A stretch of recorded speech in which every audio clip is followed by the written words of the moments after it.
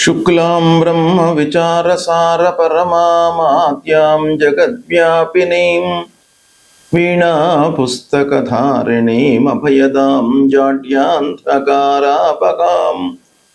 हस्ते स्फाटिकमालिकां विदधतीं पद्मासने संस्थितां वन्दे तां परमेश्वरीं भगवतीं बुद्धिप्रदां शारदां। श्री महागणाधिपतये नमः। श्री महासरस्वत्यै नमः। श्री गुरुभ्यो नमः।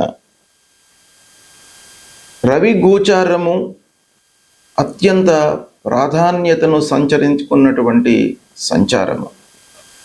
అంటే సూర్య భగవానుడి యొక్క సంచారము ఏ రాశిలో సంచరిస్తూ ఉన్నాడు, తదనుగుణంగా ఏ స్థానంలోకి వెళుతూ ఉన్నాడు ద్వాదశ రాశుల వారికి అనేటువంటి విషయాన్ని మనము తెలుసుకొని తద్వారా ఎలాంటి ఫలితాలు ఉండబోతాయి, ఎలాంటి ఫలితాలు ఈ రాశులలో జన్మించినటువంటి వారికి కలుగుతాయి అనేటువంటి విషయం తెలుసుకుందాం. 16 జూలై 2026 రాత్రి 11:38 నుండి 17 ఆగస్టు 2026 ఉదయం 7:58 మధ్యకాలంలో సూర్యుడు కర్కాటక రాశిలో సంచరిస్తున్నాడు. ఈ కర్కాటక రాశి సూర్య భగవానుడికి మిత్రక్షేత్రం అవుతుంది. అంటే సూర్యుడు మిత్రస్థానంలో మిత్రక్షేత్రంలో సంచరిస్తూ ఉన్నాడు. ఈ సంచారము 12 రాశుల వారికి ఎలాంటి ఫలితాలను ఇస్తుంది, ఏ కార్నర్స్లో మనకు మంచి ఫలితాలు ఉంటాయి, ఏ విషయాలలో ప్రతికూలమైనటువంటి ఫలితాలు ఉంటాయి అనేటువంటి విషయాన్ని మనము తెలుసుకుందాం. కుంభరాశి వారికి రవి గోచారము అంటే 16 జూలై నుండి 17 ఆగస్టు మధ్య కాలంలో మిత్రక్షేత్రంలో సూర్య భగవానుడు సంచరిస్తున్నాడు. ఇది 6వ స్థానం అవుతుంది కుంభరాశి వారికి. అంటే 6వ స్థానంలో సూర్యుడు సంచరించడము అనుకూలమైనటువంటి ఫలితాలను ఇస్తాడు. ఈ సంచారము చాలా యోగప్రదంగా ఉంటుంది మీకు. తద్వారా మీరు చేపట్టినటువంటి పనుల లోపల విజయము కలుగుతుంది. శత్రువుల మూలకంగా మీకు మంచి జరుగుతుంది. వాళ్లపై మీరు ఆధిపత్యాన్ని సాధిస్తారు. ఆరోగ్యం నయమవుతుంది. పోటీ పరీక్షలకు ప్రిపేర్ అవుతున్నటువంటి విద్యార్థులకు ఈ నెల రోజుల పాటు చాలా అనుకూలంగా ఉంటుంది. పూర్వము తీసుకున్నటువంటి అప్పుల నుండి మీరు బయటపడతారు. ఇక ఉద్యోగం చేస్తున్నటువంటి వాళ్లకు వర్క్ ప్లేస్ లోపల సంతృప్తి కనబడుతుంది. అధికారులతో సఖ్యతతో ఉంటారు. ఆదరణ బాగా పెరుగుతుంది. ముఖ్యంగా విద్యార్థులకు ఈ నెల రోజులు బాగా కలిసి వస్తుంది. మీరు దీన్ని సద్వినియోగపరుచుకున్నట్టయితే మంచి సంస్థల లోపల మీకు అడ్మిషన్ లభించేటువంటి అవకాశాలు ఉన్నాయి. హయ్యర్ ఎడ్యుకేషన్ కొరకు కూడాను మీకు చాలా అనుకూలమైనటువంటి సమయము. వ్యాపారస్తులు చేతిలో ఉన్నటువంటి వ్యాపారంలో లాభాలను గడిస్తారు. ఆరోగ్యము క్రమంగా మెరుగుపడుతుంది. పూర్వము ఫేస్ చేసినటువంటి ఇబ్బందులు అన్నీ కూడాను ఈ సమయం లోపల దూరం అవుతాయి. తద్వారా మీ లోపల ఒక సంతృప్తి అనేటువంటిది వస్తుంది. ఆత్మవిశ్వాసం ముఖ్యంగా పెరుగుతుంది. ధైర్యంతో మీరు ఉంటారు. సమయ స్ఫూర్తితో నిర్ణయాలు తీసుకునేటువంటి అవకాశం ఈ సమయం లోపల కనబడుతుంది. ఆదాయం పెరగడం మూలకంగా మీ లోపల ఒక బలము అంతర్లీనంగా వస్తుంది.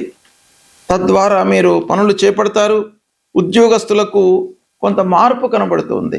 అంటే ఉద్యోగంలో మార్పు మూలకంగా మీకు ఆదాయం పెరిగే అవకాశాలు ఉన్నాయి. కొత్త అవకాశాలు కూడా వస్తాయి. సేవా కార్యక్రమాలలో మీరు పాల్గొనేటువంటి అవకాశం బాగా ఉంది. నలుగురికి సహాయం చేయడము, బీదలకు అన్నదానం చేయడము, ఇలాంటి వాటిపై మీకు ఒక ధార్మిక సేవా కార్యక్రమాలపై మనస్సు కూడాను ఈ సమయంలో నిలుస్తుంది. ఓవరాల్గా చూసినట్టయితే కుంభరాశి వారికి ఈ సూర్యుడి సంచారము 6వ స్థానంలో జరుగుతుంది కనుక చాలా విషయాలలో మీకు మంచి ఫలితాలు కలుగుతాయి. సద్వినియోగపరచుకోండి. రవి సంచారము చాలా ప్రభావాన్ని చూపించేటువంటి అంశం కాబట్టి సూర్యుడు ఏ స్థానంలో సంచరిస్తున్నాడు, అనుకూలమైనటువంటి స్థానంలో ఉన్నాడా, ప్రతికూలమైనటువంటి స్థానంలో సంచరిస్తున్నాడా, మిత్రక్షేత్రంలో ఉన్నాడా, శత్రుక్షేత్రంలో ఉన్నాడా, తర్వాత జన్మ సమయంలో సూర్యుడు ఎలా ఉన్నాడు, జన్మ సమయంలో శత్రుస్థానంలో ఉన్నాడా, మిత్రస్థానంలో ఉన్నాడా, జన్మ సమయంలో సూర్యుడు ఉన్నటువంటి స్థానానికి ఎలాంటి అష్టక వరకు పాయింట్స్ ఉన్నాయి, ఇప్పుడు సంచరిస్తూ ఉన్నటువంటి సూర్యుడు ఎన్ని పాయింట్స్తో ఉన్నాడు అష్టక వర్గులో, ఇలాంటి ఎన్నెన్నో విషయాలపై సూర్యుడి యొక్క సంచారము తదనుగుణంగా ఫలితాలు అనేటువంటివి ఉంటాయి. అయితే మనము గోచార ఫలితము అనంటే చంద్ర రాశి ఆధారంగా ఈ సూర్యుడు సంచరిస్తున్నటువంటి స్థానానికి ప్రధానమైనటువంటి ఒక విలువ ఇస్తూ తద్వారా ఫలితాలు ఎలా ఉంటాయి అనేటువంటిదే గోచారం.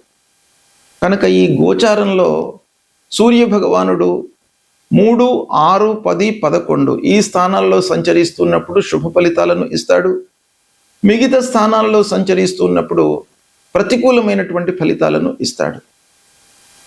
అయితే ప్రతికూల స్థానంలో సంచరిస్తున్నప్పుడు సూర్యుడి విషయమై మనం పరిహారాలు చేసుకోవాలి. ముఖ్యంగా సూర్యుడు మన లోపల ఆత్మవిశ్వాసము, ఆలోచన జ్ఞానము, శారీరక మానసికంగా ఒక దృఢత్వాన్ని కల్పించేటువంటి గ్రహము. అలాంటి సూర్య భగవానుడు ప్రతికూలంగా మనకు గోచార రీత్యా సంచరిస్తున్నప్పుడు ప్రప్రథమంగా మనం ఏం చేయాలి? ప్రతినిత్యం కూడాను ఉదయాన్నే లేచి సూర్య నమస్కారాలు చేయాలి. సూర్యుడి విషయమై 12 సార్లు నమస్కారాలు చేయండి. సూర్యుడికి, భూమికి. ఆదిత్య హృదయాన్ని ప్రతినిత్యం కూడాను పఠించండి. తర్వాత సూర్యుడికి సంబంధించినటువంటి మూల మంత్రం జపా కుసుమ సంకాశం కాశ్యపేయం మహద్యుతిం తమోరిం సర్వపాపఘ్నం ప్రణతోస్మి దివాకరం అనేటువంటి మూల మంత్రాన్ని ప్రతినిత్యం కూడాను మీరు జపించండి. ఎంత మీకు సమయం చిక్కితే అన్నిసార్లు మీరు ఈ మూల మంత్రాన్ని జపించండి. కనీసము ఒక 6 సార్లు జపించడం మూలకంగా సూర్య భగవానుడి యొక్క అనుగ్రహం మీకు లభిస్తుంది. ఇక కొన్ని దానాలు ఇవ్వండి సూర్య భగవానుడికి.